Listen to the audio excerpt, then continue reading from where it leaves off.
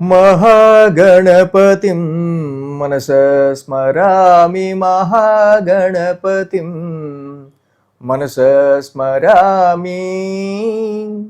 TR creations family అందరికీ నా హృదయపూర్వక ధన్యవాదాలు. సో అలాగే ఈ వారం ఏప్రిల్లోకి వచ్చాం. ఏప్రిల్ మంత్లోకి మనం 5వ తారీఖు నుంచి 11వ తారీఖు వరకు కూడా ఏప్రిల్ మంత్కి సంబంధించి ద్వాదశ రాశుల వారికి రాశి ఫలాలు ఏ విధంగా ఉండబోతున్నాయి ఏంటి అనేది ఈ వారం రోజులకి సంబంధించి చూద్దాం. ఈ వారం మేజర్ ట్రాన్సిటల్ చేంజ్ విషయానికి వస్తే కనుక కుజుడు మీనరాశిలో రవితో శనితో యుతి కట్టబోతా ఉన్నారు. అలాగే ఇక్కడ చంద్రుని యొక్క సంచారం కూడా చూస్తే తుల, వృశ్చికము, ధనస్సు, మకరం మీదుగా చంద్రుని యొక్క సంచారం కూడా ఈ 4 రాశుల మీదుగా ఉంది.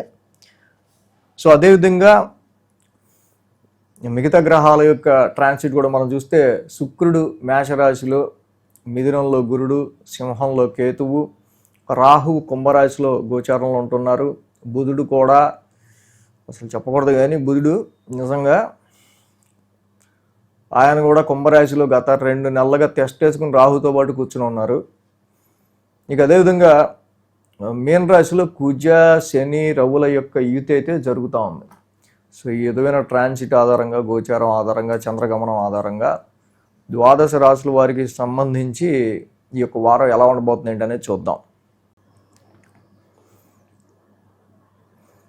వృషభ రాశి వారికి సంబంధించి చూద్దాం. ఈ వారం వృషభ రాశి వారికి సంబంధించి చూస్తే కనుక ఈ రాశికి ద్వితీయంలో గురుడు, దశమంలో బుధుడు, దశమంలో రాహువు, లాభంలో కుజుడు, లాభంలో శని, లాభంలో రవి, వ్యయంలో శుక్రుడు. సో ఆల్మోస్ట్ ఆల్ వృషభ రాశి వారికి చాలా వరకు గ్రహాల యొక్క ఇన్ జనరల్లీ అనుకూలత చాలా బాగుంది. 7 గ్రహాల వరకు అనుకూలిస్తున్నాయి ఈ రాశి వాళ్ళకి. 6, 7, 8, 9 స్థానాల మీదుగా చంద్రుని యొక్క సంచారం ఉంది. ఆది, సోమ, మంగళ 3 రోజులు కూడా చంద్రుడు కూడా యోగిస్తున్నారు. సో కాబట్టి ఎప్పుడైతే ఇన్ని గ్రహాల యొక్క అనుకూలత ఉందో తప్పకుండా వృషభ రాశి వారికి this is a very good month అనే చెప్పాలి.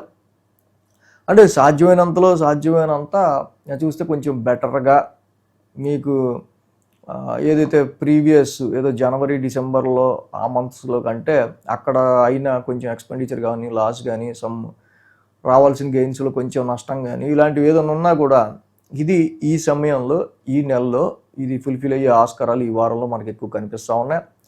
Mainly your Mars also transiting your 11th house. కుజుడు కూడా మీకు చక్కగా 11th హౌస్లో ట్రాన్సిట్లో ఉన్నారు.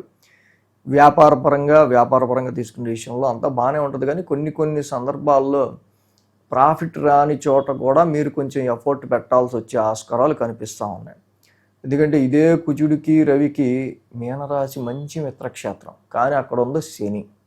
ఈ 2 ఫైరీ ప్లానెట్లకు తగ్గట్టు అక్కడ శని ఉండటం ఇది చాలా వరకు కూడా కొంచెం ఇబ్బందికర పరిస్థితి.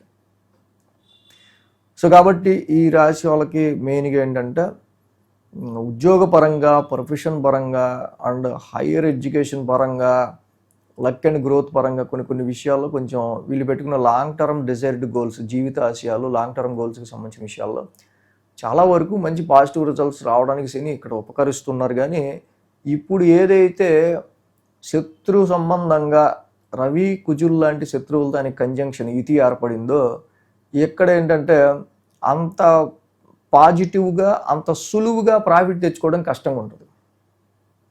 ఎందుకంటే గ్రహయుద్ధం ఇక్కడ ఏంటంటే పడని వ్యక్తులతో మనం పనిచేస్తా మనం ప్రాఫిట్ తెచ్చుకోవాల్సి వస్తుంది, అలాంటి పరిస్థితి. కాబట్టి ఇక వారం ప్రారంభం షష్టమ స్థానం నుంచి చంద్రుని యొక్క సంచారం, 6వ స్థానం షష్టమ స్థానం నుంచి, షష్టమంలో చంద్రుడు యోగిస్తాడు జనరల్గా. ఆ రాశిధిపతి శుక్రుడు కూడా 1000 స్థానంలో ఉన్నాడు. సో కాబట్టి వారం ప్రారంభం కొంచెం ఆరోగ్య పరిస్థితి గురించి కానీ, ఖర్చుల విషయాల్లో కానీ, మీ మనస్పూర్వకమైన ఖర్చుల విషయంలో కొంచెం జాగ్రత్త వహించడం అనేది అవసరం.